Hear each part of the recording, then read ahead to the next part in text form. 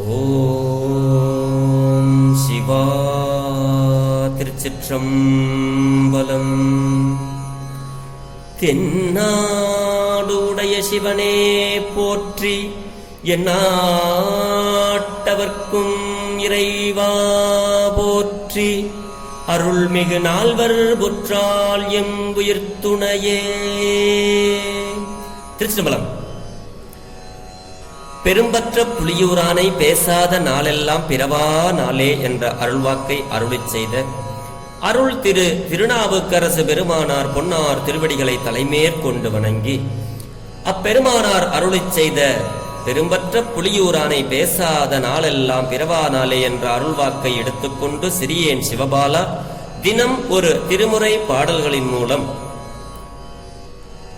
சிவபெருமானாருடைய அருள் திறத்தையும் அவருடைய வீர கழல் அடி திறத்தையும் அருளாளர்களுக்கு அவர் எப்படியெல்லாம் அருளை பொழிந்திருக்கிறார், கருணை செய்திருக்கிறார் என்ற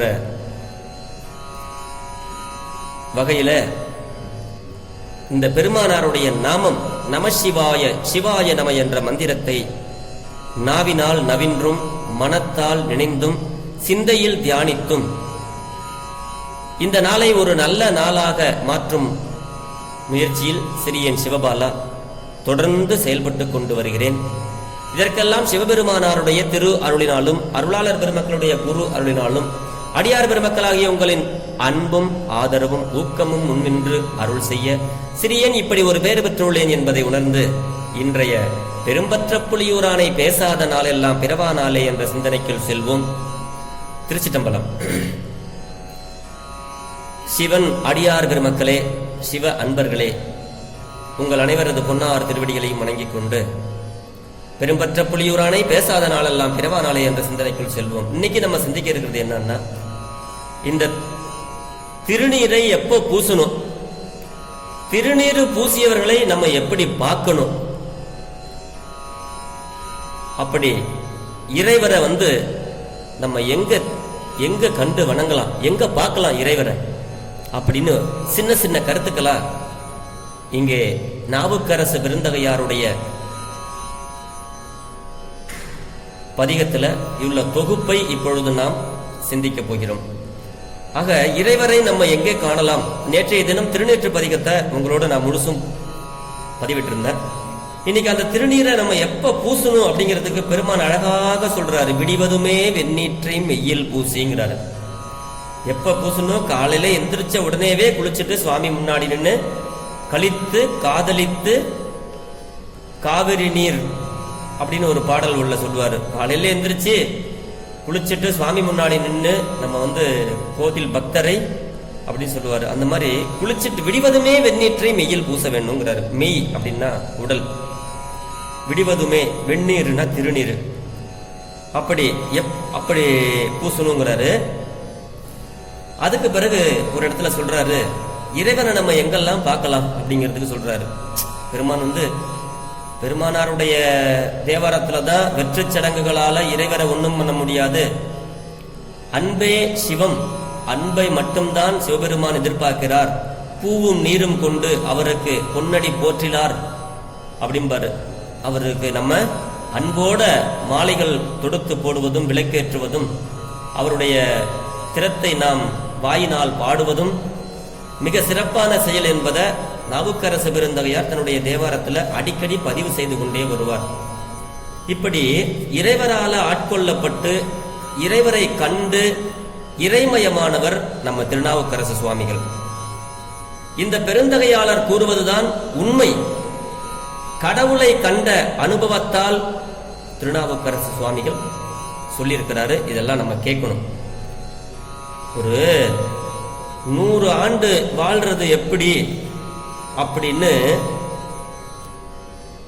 ஒரு அறிவு கொண்டு ஒருத்தர் ஒரு புஸ்தகத்தை எழுதினாரு. ஆனா அவருக்கு 100 வயசு வர்றதுக்குள்ளார 50 வயசுலேயே அவர் இறந்து போயிடுறாரு. ஆக 100 ஆண்டு வாழ்வது எப்படி அப்படிங்கிறத எழுதினவருக்கே தெரியல. அவர் இறந்து போயிட்டாரு. அப்புறம் எப்படி அவர் எழுதின நூல்ல உண்மை அப்படின்னு சொல்லி நம்ம நம்ப முடியும்? அந்த கருத்தை நம்ம இப்ப நினைச்சுதான் இப்ப நம்ம இங்க ஆக இறைவரை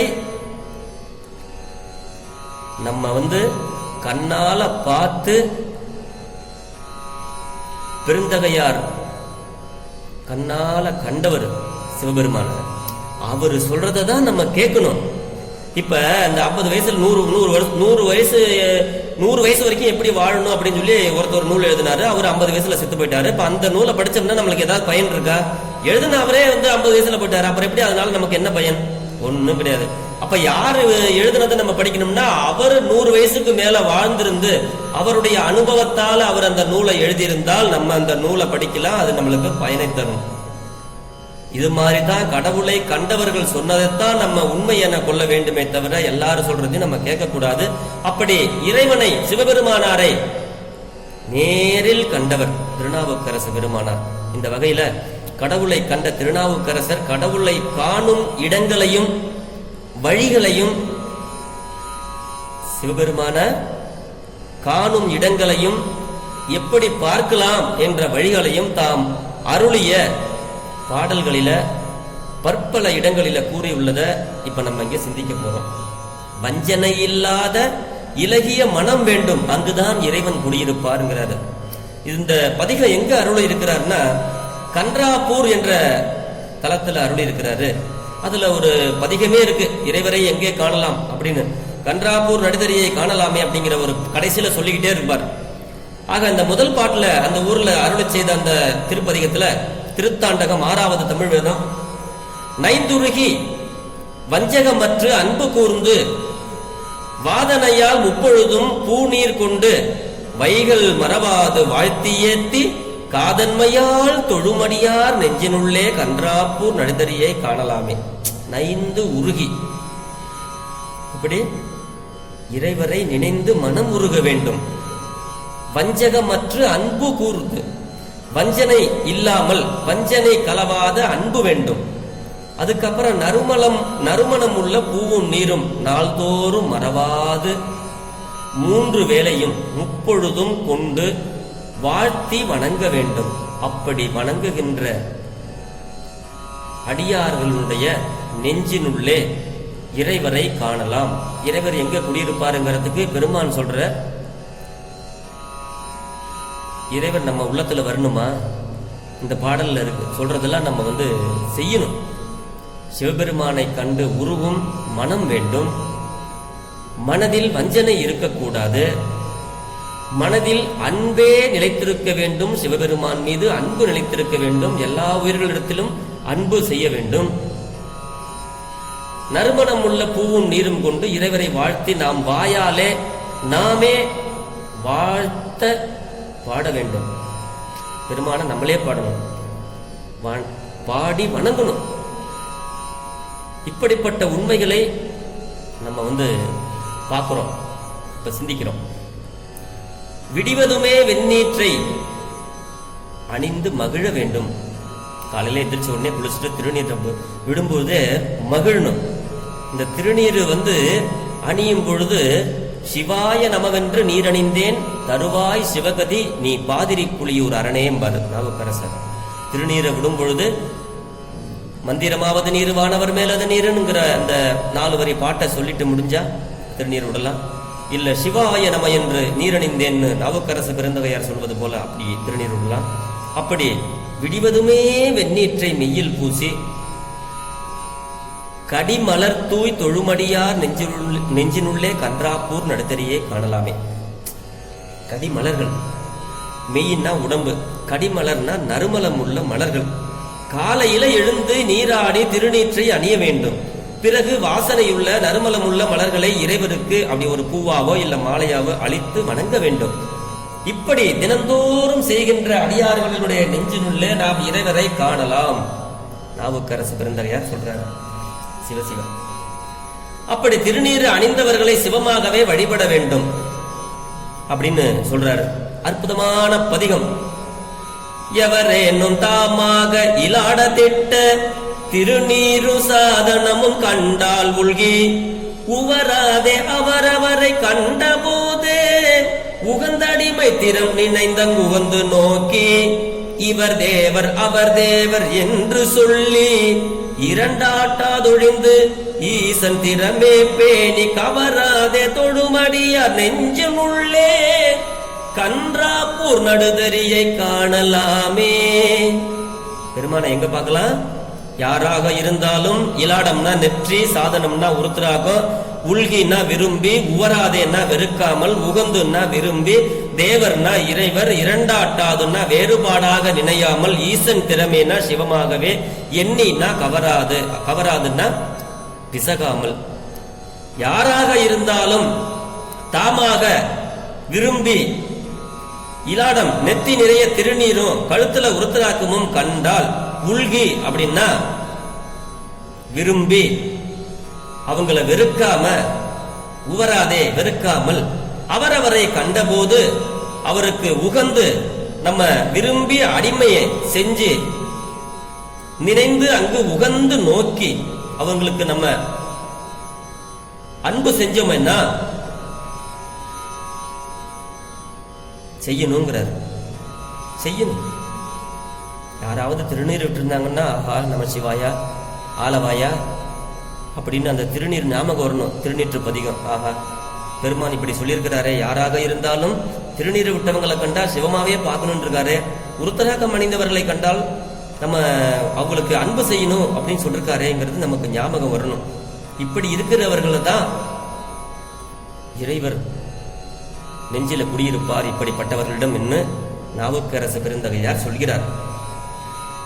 ஆக திருநீரும் உருத்திராக்கமும் அணிந்தவர்கள் யாராக இருந்தாலும் அவர்களை சிவமாகவே கருத வேண்டும். இதில் வேறுபாடே மனதில் எழக்கூடாது. அவர்களை கண்ட உடனே வணங்கி மகிழும் அன்பர் நெஞ்சினுள்ளே இறைவரை காணலாம் அப்படிங்கிறார்.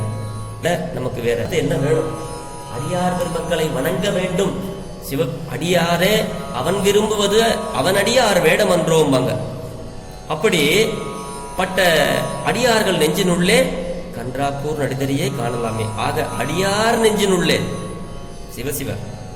அப்புறம் கேட்கும் பொழுதெல்லாம் பிறருக்கு கொடுக்கும் மனம் வேண்டும். நம்மளே நிறைய வச்சுட்டு இருக்க கூடாதுங்க.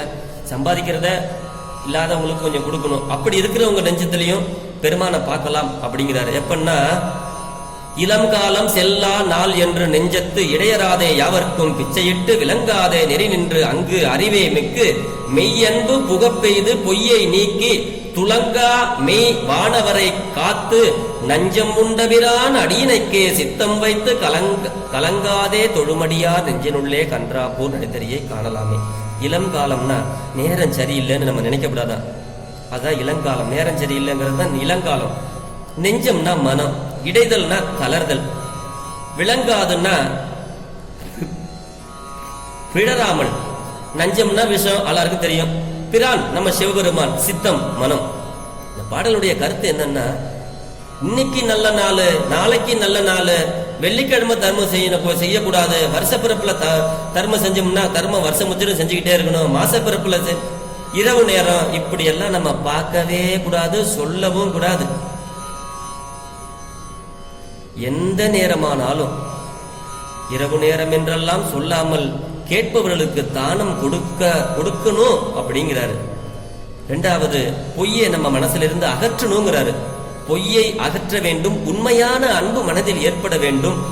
தேவர்கள் வாழும் பொருட்டு இந்த விஷத்தை பெருமான் உண்ட சிவபெருமானாருடைய திருவடிக்கே மனம் வைத்து கலக்கமின்றி தொழும் அடியார் நெஞ்சினுள்ளே இந்த கன்றாப்பூர் என்னும் பதியில் எழுந்தருளியுள்ள நடுதறியப்பரை நாம் அங்கே அடியார்களுடைய நெஞ்சில் காணலாம். தானம் கொடுப்பதற்கு நாளும் நேரமும் பார்க்கவே கூடாது. அப்படி யார் அப்படி செய்கிறார்களோ, பெருமானையே நினைந்து கொண்டு இருக்கிறார்களோ, பொய்மை இல்லாமல் மெய்மையாக வாழ்கிறார்களோ, அவர்களுடைய நெஞ்சத்தில் இறைவரை காணலாம். கன்றாப்பூர் நடுதறியை காணலாமே தொழுமடியார் நெஞ்சினுள்ளே. இப்படி சொல்லிக்கிட்டே இருக்கிறாரு. இந்த பதிகம் பூரா சொல்றாரு. புலனைந்தும் அகத்தடைக்கு புலம்பி நோக்கி கருத்தினால் தொழுமடியார் நெஞ்சினுள்ளே கன்றாப்பூர் நடுதறியை காணலாமே. புலனடக்கம். அப்படி அடக்கத்தோட வாழணும். புலனடக்கம்னா என்னன்னு பாக்குறீங்களா? இறைவரை மனதில் தியானித்து தொழுமடியார் நெஞ்சினுள்ளே இறைவர் விளங்கி நிற்பார். இறையருளை பெறுவதற்கு பொறிபுலன்களை, அதாவது மெய், வாய், கண், மூக்கு, செவி ஆகியவற்றின் செயல்களில் அவற்றின் போக்கில் விடக்கூடாது. ஆக நமக்கு புலனடக்கம் இல்லையேல் இறையருள் கிட்டாது. மனம் போன போக்குலையும் காது கேட்பு இப்படி நம்ம போக்குல போகக்கூடாது. அதையெல்லாம் அடக்கி கருத்தினால் தொழ வேண்டும் சிவபெருமானாரை. அப்படி தொழுதுமேயானால் நம்மளுடைய நெஞ்சுக்குள்ள கன்றாப்பூர் நடுத்தறியப்பர் வந்துருவாரு. அப்படி வாழ்கின்ற அடியார்கள் உள்ளத்துலதான் நம்ம இறைவரை பார்க்க முடியும் அப்படின்னு பெருமான் இந்த பதிகமுச்சிரும் சொல்லிக்கிட்டே வருவாங்க. ஆக இந்த அளவில் இதுவரை நாம் சிந்திப்பதற்கு இறைவர் நமக்கு கருணை செய்திருக்கிறார் என்பதை சிவபெருமானுக்கு நன்றியை தெரிவித்து அவருடைய திருவடிகளை வணங்கி இறைவரை மறவாது நினைதல் வேண்டும் அப்படிங்கிறாரு. பனைக்கை மும்மத வேடம் முறித்தவன், நினைப்பவர் மனம் கோயிலா கொண்டவன், அனைத்தும் வேடமாம் அம்பல கூத்தனை, தினைத்தனை பொழுதும் மறந்து உய்வனோ அப்படிங்கிறாரு பெருமான். வேடம் உரித்தவன்னா யானையினுடைய தோலை உரித்தவன் சிவபெருமான். நினைப்பவர்கள் மனம் கோயிலா கொண்டவன். ஆகையினால சிவபெருமான் நம்மளுடைய மனதில் கோயிலாக இருக்க வேண்டுமா? நாம் நினைத்துக் கொண்டே இருக்க வேண்டும். நமச்சிவாய மந்திரத்தை சொல்லிக்கொண்டே இருக்க வேண்டும். பொய்மையை விட்டு மெய்மையோடு வாழ வேண்டும். இப்படி உண்மையான பற்றோடு சிவபெருமான் திருவடிக்கே மனம் ஒன்றி நாம் இருக்க வேண்டும். இப்படி இருந்தால் பெருமான் நம்மளுடைய மனதை கோயிலாக கொண்டு நாம் உள்ளத்திலே குடியிருப்பார். அனைத்தும் வேடமாம் அம்பல கூத்தனை நம்மெல்லாம் தினைத்தனை பொழுது கூட மறந்து உய்வனோ அப்படின்னு நாவுக்கரசு விருந்தகையார் சொல்வது போல காலை மாலை இரவு அப்படி எல்லா நேரங்களிலும் நமசிவாய மந்திரத்தை இடையராது சொல்லி சிவபெருமான் திருவடிக்கே சித்தம் வைத்து மனம் ஒன்றி பெருமானாரிடத்துல நாம் மனக்குறைகளை சொன்னோமேயானால் நாம் மனக்குறைகள் நீங்கி வாழ்வில் எல்லா துன்பங்களும் நீங்கி இன்பமாக வாழ்வதற்கு இதுவே வழின்னு கடவுளை கண்ட திருநாவுக்கரசு பெருமானார் நமக்கெல்லாம் எடுத்து இந்த பதிகத்தின் மூலமாக நமக்காகவே அருளை செய்திருக்கிறார். ஆகையினால நாளும் திருமுறை பாடல்களை சிவபெருமானாரிடத்திலே மனம் ஒன்றி பாடி வாழ்விற்கு தேவையான அனைத்து வளங்களும் நலங்களும் பெற்று நலமோடு வாழ்வோம் என்று சொல்லி இன்றைய பெரும்பற்ற புலியூரானை பேசாத நாளெல்லாம் பிறவா நாளே என்ற சிந்தனையை நிறைவு செய்கிறேன். பிழை ஏதிருந்தாலும் பொறுத்தருள வேண்டும். பெரும்பற்ற புலியூரானை பேசாத நாளெல்லாம் பிறவா நாளே. சிவா. திருச்சிற்றம்பலம்.